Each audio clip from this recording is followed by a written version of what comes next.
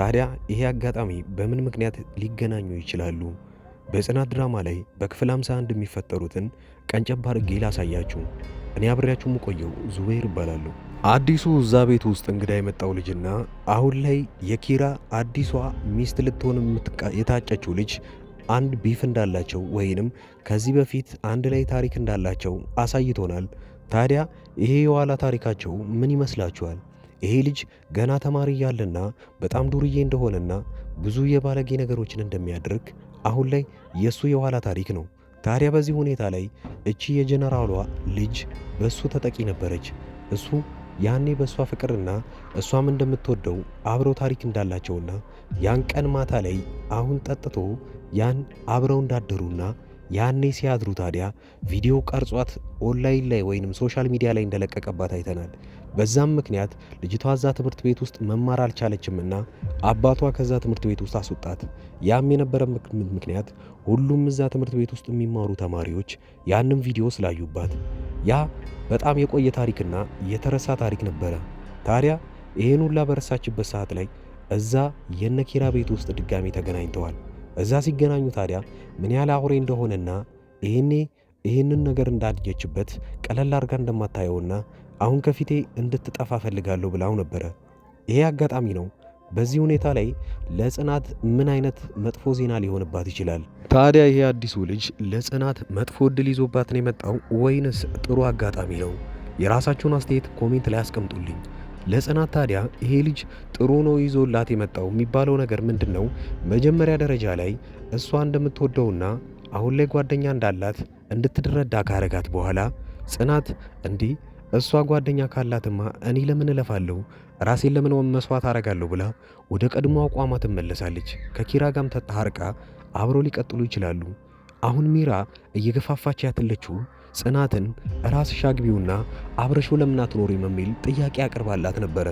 አሁንም ሐሳብሽን ለመቀየር ጊዜው እንዳረፈደ እየነገረቻት ነው ያለችው።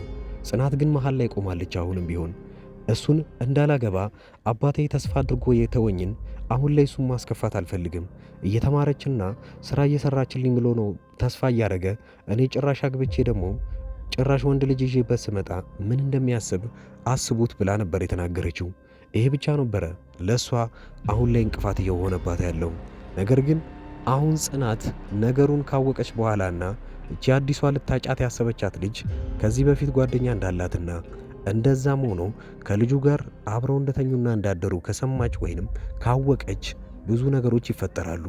ያ ልጅ እንዳመጣጡ ግን ያችን ልጅ አሁንም ድረስ እንደሚወዳትና ይቅርታ አድርጋለት አብረው መቀጠል እንደሚፈልጉ ነው የምትናገረው። እሷ ግን አሁን የጀመርኩትን ህይወት አትረብሽብኝ፣ እኔ የበፊቱን ነገር ችላ ብዬ አልፌዋለሁ። አሁን ላይ ደግሞ የጀነራሉ ልጅ እንደሆንኩኝም አትርሳ፣ በቀላሉ እምሸነፍ ሴት አይደለሁም ብለው ነበረ። ልጁም የዋዛ አልነበረም። እሷ ከሄደች በኋላ እንዲህ በቀላሉ እንደማንላቀቅ ያስታውቅበት ነበረ ከፊቱ ላይ። ሌላው የኪራ ጉዳይ ነው። ኪራ ግን ደጋግሞ ጽናትን እያስጠነቀቃትና ነገሩን ለመረዳት እየሞከረ ነው ያለው። ለምንድን ነው ህይወቴን የምትረብሽው? አንዴ እየመጣሽ አንዴ እየሄድሽ። በአሁኑ ግን በደንብ ቆም ብለሽ እንድታስቢበት እፈልጋለሁ። ከዚህ በፊት እንደዚህ ሰማይ ምድር እያልሽ አብረን እስካለን ድረስ አሁን ለምንድን ነው ይሄንን ያሰብሽው? አሁን መራቁ ለምን አስፈለገ? ቢያንስ ምክንያቱን ንገርኝ እያላት ነው። ከአንዴም ደጋግሞ እየጠየቃት ያለው ነገሮችን ውሳኔውንና ሌላም ነገር እንዳትጸጸትበት በሚል ነው። እሷ በራቀችው ቁጥር ከአዲሷ ልጅዋ ጋር በጣም እየተግባባና እየተቀራረበ መጥቷል። ታዲያ የኪራ አስፈሪ ሁኔታ ላይ ነው ያለው። ቶሎ በጊዜ ጽናት ካልወሰነች አሁንም ቢሆን በጥፉ እየራቀችው ነው ያለችው። በጽናት ድራማ ላይ በክፍል 51 የሚፈጠሩትን እንደዚሁ ባጭሩ ካየን በኋላ ሙሉ ክፍሉ ወዲያው እንደተለቀቀ እኔ ኮሚኒቲ ፖስት ላይ ቀደም ብዬ ስለምለቅላችሁ ለዚህ ቻናል አዳዲሶች ከሆናችሁና ዛሬ የመጀመሪያችሁ ከሆነ ይህንን ቻናል ሰብስክራይብ በማድረግ እንድትቀላቀሉን እላለሁ። በዚሁ ላይ ሐረግ ድራማና ጽናትን ቀደም ብሎ የሚፈጠሩትን ትዕይንቶች እንደዚሁ አጠራርጌ ስለምሰራላችሁ አስተያየታችሁን መስጠታችሁን አታቁሙ። ቀጣዩ ክፍል ላይ እስክንገናኝ ድረስ መልካም ጊዜ። ውድ የአዳዲስ ቲቪ ተከታታዮች እንኳን ደህና መጣችሁ። ወደዚህ ቻናል ከመጣችሁ እናንተ ተከታታይ ድራማ ይመቻችኋል ማለት ነው። ከተከታታይ ድራማ ውስጥ ኢትዮጵያ ውስጥ ሆኖ አሁን ላይ በጣም አሪፍ እይታ ያላቸውና አሪፍ ተቀባይነት ያላቸው ድራማዎች አራቱን ልንገራችሁ። የመጀመሪያው ጽናት ነው። ሁለተኛው ሐረግ፣ ዮአዳን እና ክህደት ናቸው። የእነዚህን ተከታታይ ድራማዎች ካልጀመራችኋቸው እኔ አጠር ያለች ማብራሪያ ስለ እነሱ ሰጥቻችሁ ደስ ያላችሁን ድራማ እናንተ ትጀምሩታላችሁ። የመጀመሪያው ጽናት ድራማ ብዙዎቻችሁ የምትወዱት ይሆናል። ምክንያቱም ምናልባት ከአረብ ሀገር ሆናችሁ የምታዩ ሰዎች ካላችሁ ይሄ ድራማ ለእናንተ ነው። ጽናት ከሀገር ቤት ወደ ከተማ ትመጣና ወደ ውጪ እስክትሄድ ድረስ አንድ ቤት ውስጥ ተቀጥራ እየሰራች ነው። ታዲያ የቀጠሮ ቀኗን ወይንም የበረራ ቀኗን እየጠበቀችና ብዙ ክፍያ ካደረገች በኋላ ያንን ስትጠባበቅ እዛ ሰራተኝነት የተቀጠረችበት ቤት ውስጥ እየሰራች እያለ አንድ ትልቅ ነገር ይፈጠራል። ከአሰሪው ልጅ ጋር ግንኙነት ትጀምርና ብዙም ሳይቆይ ነገሮቹ ይበላሻሉ። በዚሁ ላይ የሚያጠነጥን ፊልም ነው። ሁለተኛው ሐረግ። ሐረግ ድራማ ላይ ሁለት በትንንሽነታቸው የሚታወቁ በአባት አንድ የሆኑ ወንድማማቾች ነገር ግን ካደጉ በኋላ በጣም ትልቅ ጠላት ሆነው እዛ ላይ የምናየውን ነገር አብረን እናያለን። ፍቅረኛ ይነጣጠቃሉ፣ ንብረት ይነጣጠቃሉ።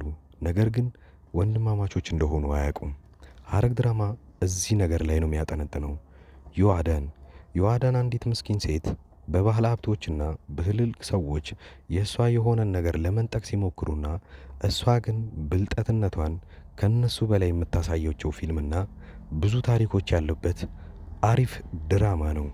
ሌላኛው ክህደት ነው። ክህደት የሚለው ፊልም አሁን ላይ በጣም አሪፍ እየታየ ያለ ነው። ክህደት አንድ ጓደኛውን በጣም የሚወዱት ሁለት ጓደኞች አሏቸው። ታዲያ በዚህ ጊዜ ጓደኛው የልቤ ጓደኛ ናቸው ብሎ ለእነሱም ማያረገው ነገር የለም። ብዙ ነገር አድርጎላቸዋል።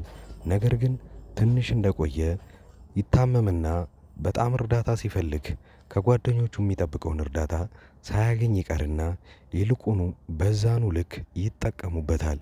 ይሄኔ ታዲያ እሱ ካወቀ በኋላ ምንን ማድረግ እንዳለበትና እንዴት ከነዚህ ጓደኞች ሊበቀል እንደሚችል የሚያሳይ አሪፍ ፊልም ነው። አሪፍ ጥራትና አሪፍ ኳሊቲ ተደርጎበት ካራክተሮችም በጣም አሪፍ የሆኑና የሚያጓጓ ፊልም ሐረግና ክህደት ናቸው። ሁለቱ ፊልሞች ምንም አይነት ንዝናዜ ምናምን ሳይበዛባቸው ወሬም ሳይኖራቸው ቀጥታ ምንም አይናችሁን ሳትነቅሉ የምታዩት ፊልም ነው። ሌላኛው ጽናት የሚለው ፊልም ታሪኩ አሪፍ ሆኖ ነገር ግን ብዙ ወሬዎች ስለሚበዙበት ምናልባት ፊልሙ ሊሰለቻችሁ ይችላል። ነገር ግን ፊልሙ እንደዛ የሚሰለቻችሁ ከሆነ እኔ በየጊዜው የእያንዳንዱን ክፍሎች እንደዚሁ አይነት በትረካ መልክና እናንተን ለጥያቄ ያተሳተፈ ለመልስም አስተያየት እንደሰጡበት አድርጌ አንዳንድ ቪዲዮ ለእያንዳንዱ ክፍል እሰራለሁ። ዮአዳን ድራማ ብዙ ሰዎቹ ስትጀምሩት በጣም አሪፍ ድራማ ነበረ። እስከ ክፍል 40ና እስከ ክፍል 45 ያለውን ድረስ ብዙዎቻችሁ በጣም አሪፍ አድርጋችሁ ስታዩት ነበረ። ከክፍል 45 በኋላ የዳይሬክተሩ አቅጣጫ ፊልሙን ስለቀየረው ብዙዎቻችሁ ጠልታችሁትና የጥንቆላ ስነ ስርዓትን እያስገባችሁበት እኛ ከዚህ ምን መማር አለብን የሚለውን ካያችሁ በኋላ ለተከታታይ 2 ሳምንታት ፊልሙ ሳይለቀቅ ስለቆየ ረስተውት በዛው ትታችሁት ነበረ። ነገር ግን አሁን ተመልሳችሁ እንድታዩበት እምመክራችሁ አንድ ነገር አለ። ዮአዳን ድራማ ላይ አሁን ዮአዳንና ሳሚ ፍቅረኛሞች ሆነዋል። እዛ ቤት ውስጥ ያለ ወላጅ እየኖሩ ነው ያሉት። ምን ሊያጠፉ ይችላሉ፣ ምን ሊደረግ ይችላል የሚለውን አብረን የምናየው ይሆናል። እዛ ላይ ሂሩት የምትባል አንዲት መጥፎ ሆና የምትተውን ልጅ እዛው አካባቢ ላይ እብደትን ተከናውና ነገር ግን ጤነኛ ሆና እሷ እንዳትታሰር እያየችው ያለውን ስቃይ አሁን ላይ ማየት ይኖርባችኋል ብዬ አስባለሁ። አዳዲስ የጀመሩ ተከታታይ ድራማዎችንና አሪፍ የሚባሉ ፊልሞችን በዚሁ ላይ በአንድ ድምፅ አድርጌ በጥሩ ሁኔታ ተርኬ የማቀርብላችሁ እኔ ዙበይር እባላለሁ። የቻናሌም ስም አዳዲስ ይባላል። እኔን ለማበረታታት ሰብስክራይብ ማድረጋችሁን አትርሱ። በቅርቡ 50 ሺህ ምንገባ ይሆናል። አሁን ላይ 40 ቤት እንዳለን አትርሱ። ስለዚህ እባካችሁ አዳዲሶች ሰብስክራይብ በማድረግ በማበረታታት 50 ሺህና ከዛ በላይ እናድርገው። የእኔ ቤተሰቦች አብራችሁኝ ስላያችሁ ከልብ አመሰግናለሁ።